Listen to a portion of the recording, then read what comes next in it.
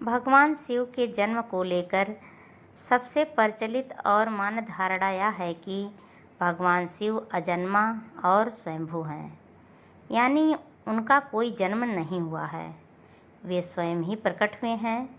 फिर भी विभिन्न पुराणों में उनकी उत्पत्ति के बारे में कुछ कथाएं मिलती हैं, जिनमें से कुछ प्रमुख इस प्रकार हैं। शिव पुराण के अनुसार शिव पुराण में भगवान शिव को अनादि और स्वयंभू माना गया है। यह पुराण बताता है कि भगवान शिव का कोई जन्म नहीं हुआ है और वे सृष्टि के आरंभ और अंत से परे हैं। कुछ कथाओं में यह भी कहा गया है कि सदाशिव और आदि शक्ति अंबिका यानी पार्वती या सती नहीं से ही भगवान शंकर की उत्पत्ति मानी गई है।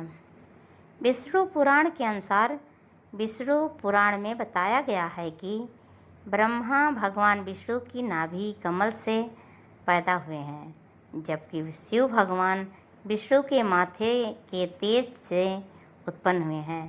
माथे के तेज से उत्पन्न होने के कारण ही शिव हमेशा योग मुद्रा में रहते हैं। श्रीमद् भगवद गीता के अनुसार ज्योतिर्लिंग का प्रकटन। एक बार जब भगवान विष्णु और ब्रह्मा अपने आप को श्रेष्ठ बताते हुए आपस में लड़ रहे थे, तब एक विशालकाय जलते हुए खंभे से भगवान शिव प्रकट हुए। इस खंभे का कोई और छोर नहीं था, जो ब्रह्मा और विष्णु दोनों ही नहीं ढूंढ पाए थे। बाद में इसी खंभे से भगवान शिव प्रकट हुए, जिससे यह सिद्ध हुआ कि वे ही सर्वोच्च हैं। ब्रह्मा की तपस्या से बालक रूप में प्रकट होना।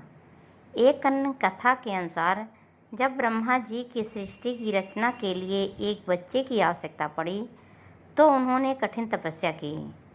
इस तपस्या के फल के रूप में एक रोता हुआ बालक उनकी गोद में प्रकट हुआ, जो भगवान शिव ही थे। ब्रह्मा जी ने उन्हें रुद्र नाम दिया, जिसका अर्थ है रुलाने वाला। इन सभी कथाओं का सार यही है कि भगवान शिव सृष्टि के आदि और अंत से परे हैं। वे किसी माता पिता से उत्पन्न नहीं हुए हैं, बल्कि स्वयं ही प्रकट हुए हैं। फ्रेंड्स, शिव जी के जन्म की ये कहानी आपको कैसी लगी, कमेंट बॉक्स में ज़रूर बताइएगा। अगर अच्छी लगी हो सब्सक्राइब, लाइक, शेयर करिएगा।